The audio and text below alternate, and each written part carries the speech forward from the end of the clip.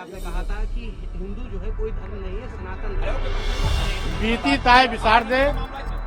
आज पूरा प्रदेश, पूरा देश का नौजवान बेरोजगारी की त्रासदी झेल रहा है। जब से डबल इंजन की सरकार आई है, नौजवानों की सरकारी नौकरियां छीन ली गई हैं। अब आज नया वर्ष है, नए वर्ष में नई बात की शुरुआत करिए। सुना आपने सपा नेता स्वामी प्रसाद मौर्य का बयान। यहाँ बदले बदले से नजर आ रहे हैं स्वामी प्रसाद मौर्य के सुर। राम मंदिर और सनातन धर्म के नाम पर सार्वजनिक मंचों से जहर उगलने वाले स्वामी प्रसाद अब पुरानी बातें भूलने को कह रहे हैं और शायद ये असर अखिलेश यादव की बधाई का है। अब कहां और कब दी अखिलेश ने स्वामी को बधाई, पहले आपको वो सुना देते हैं।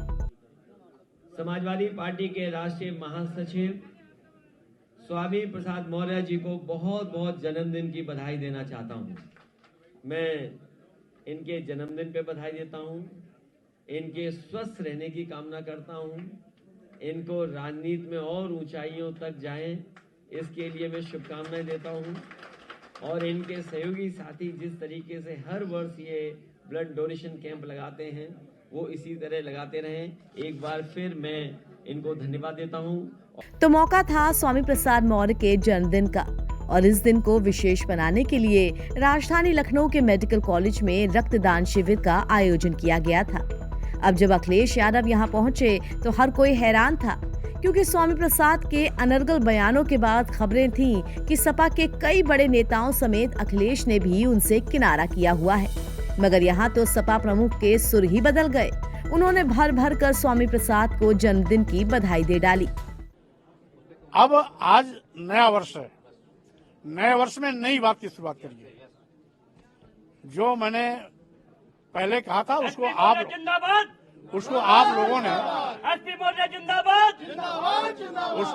ने लंबे अरसे तक चलाया भी। इसलिए अब आज मैंने जो बेरोजगारी, महंगाई, किसानों के साथ हकतलफी, व्यापारियों के साथ ईडी का दुरुपयोग कर कमर तोड़ने की तैयारी, संविधान के साथ खिलवाड़, लोकतांत्रिक मूल्यों को कुचलने की कुचेष्टा और भारत देश को बेचने का पाप जैसे महत्वपूर्ण बिंदुओं को हमने इंगित किया है। आज इस नए वर्ष में नई बात से शुरुआत करिए। अब जब अखिलेश का अंदाज बदला हुआ था तो फिर इसका असर स्वामी प्रसाद पर भी होना था और हुआ भी।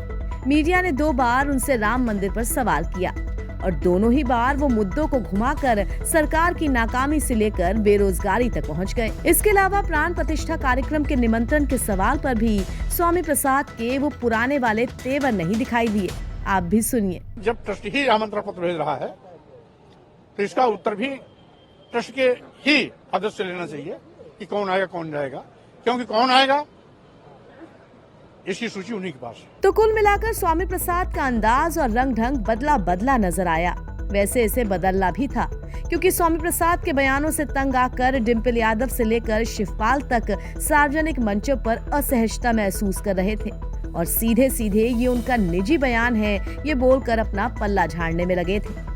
और फिलहाल तो अखिलेश ने एक तीर से यहाँ 2 निशाने साध लिए हैं। स्वामी प्रसाद का मुंह भी बंद कर दिया है और अपनी पार्टी की उनसे एकता भी दिखा दी है। अब देखते हैं कि ये एकता कब तक चलती है और 2024 में इसका कितना फायदा मिल पाता है। NBT ऑनलाइन की रिपोर्ट।